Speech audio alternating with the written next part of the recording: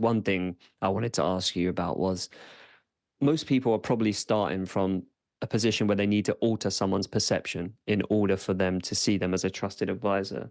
And one thing you can do for things like role play, or even, it doesn't have to be role play, but just through that planning, like you said, is to think about objections you're going to face, because they're the things that can often pivot how a conversation goes. Like if there's a moment of resistance, if there's a moment of objection, how you handle that can change the tone of the conversation, someone else's openness to speak to you. So I suppose maybe widen it out a little bit, but how can people overcome resistance to change, generally speaking, as they're trying to become a trusted learning advisor?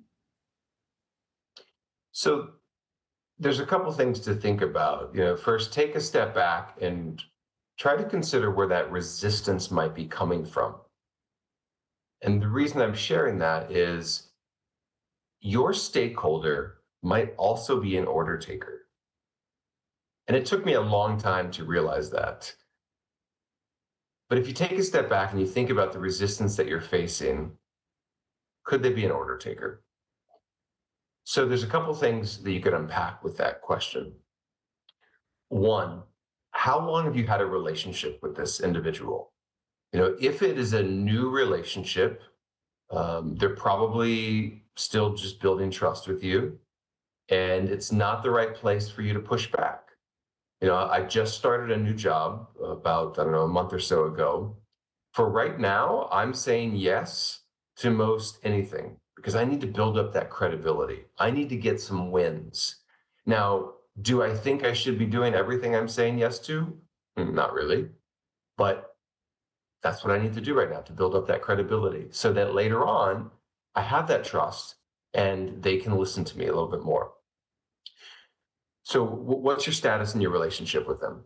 The second is there a fire? If your house was on fire, you would not stand back and say, oh, let me do a needs analysis and let me figure out, why this happened. And maybe let me do some qualitative research, maybe some quantitative research. Was it arson? Did I leave the stove on? Was it electrical? None of that applies. When there's a fire, you're going to put it out as quickly as possible to minimize the damage. Once everything is safe, then you're going to step back and do a needs analysis to try and prevent it from happening in the future. Same thing applies to us. Find out, is this a fire your stakeholder is in? And that they just need you to react, to put the fire out, and then you can do all the things that we know we should do later on once you've established that credibility and you've minimized damage. The third question to ask yourself, is this a tick the box exercise? And it's not just asking yourself, I will ask my stakeholders.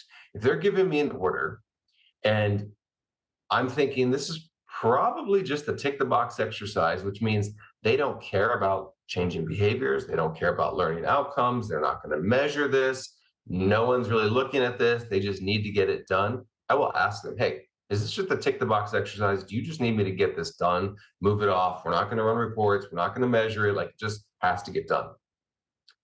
A lot of times they'll tell you the truth, like, yes, please just get it done. No one really cares, etc. So ask them that question. So again, when you're thinking about resistance, think about what's the situation that your stakeholder is in. Are they an order taker as well? Is there a fire? Is this a tick the box exercise? How long have you had that relationship? Because ultimately, at the end of the day, our goal is to make our stakeholder the hero of their own story. That's my goal.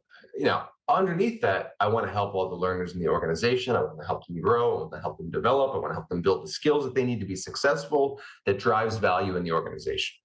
On top of that sits my stakeholder. I want to help them become the hero of their own story so they look good, so they feel good, so they recognize that I am on their team. I'm not an adversary. So to do that, I've got to make them the hero. And to do that, I have to understand the context of the situation that they're in and then look to solve the problem from there. Yeah. I mean, I really like this framing of making them the hero, because to me, it felt like thinking with the end goal state in mind. Like, if I've solved the problem for this person and they feel really happy and they absolutely feel like they've achieved that goal that they were aiming for and working back from there, I think it makes it quite easy to take the action that's going to win people over. Because if we know that maybe satisfaction scores in our internal surveys are really low, and to the head of people, that is what would make them feel like a hero. If we could turn that around, then it's easier for us to say, what does the journey to that endpoint look like? And it also reframes it away from, I think, like, you mentioned earlier, L&D not being sole responsibility or saying not my job, or sometimes we end up in these positions with the blame game. But this gives us a shared goal as well, starting with that. My role is to facilitate the person who I'm helping get to the end goal. And now I can just think about the best ways to get there. And that storytelling part really spoke to me, I think. Yeah, and you just kind of triggered a second thought in terms of the not my job piece. I don't know that there is a true job description for what we do, at least for me. There are times I'm booking travel either for trainers or participants. I'm booking restaurants. I'm taking care of, other meeting spaces. I'm finding speakers. I'm just so many different things that we do to make sure that our team is successful and our stakeholders successful. So I really want to reemphasize the please do not focus on that phrase, not my job. And it's not just for us, any employee, that's really the worst three words that you can think of, because it's dangerous. It's dangerous for your mindset, it's dangerous for the organization.